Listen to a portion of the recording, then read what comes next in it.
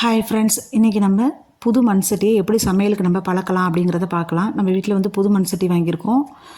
அடுப்பில் வைக்கிறதுக்கு முன்னாடியே நல்லா ஒரு முறை சோப் போட்டு நல்லா கழுவிக்கோங்க.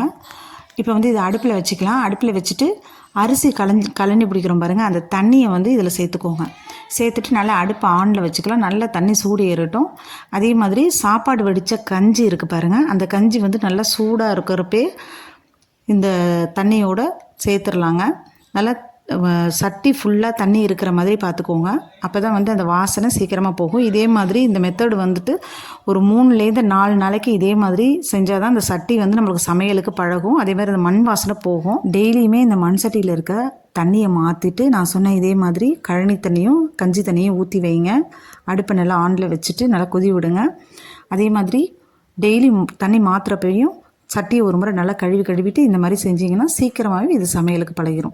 இந்த வீடியோ உங்களுக்கு பிடிச்சிருக்குன்னு நினைக்கிறேன். பிடிச்சிருந்தால் லைக் பண்ணுங்கள், ஷேர் பண்ணுங்கள், நம்மளோட சேனலை சப்ஸ்கிரைப் பண்ணிக்கோங்க. தேங்க்யூ.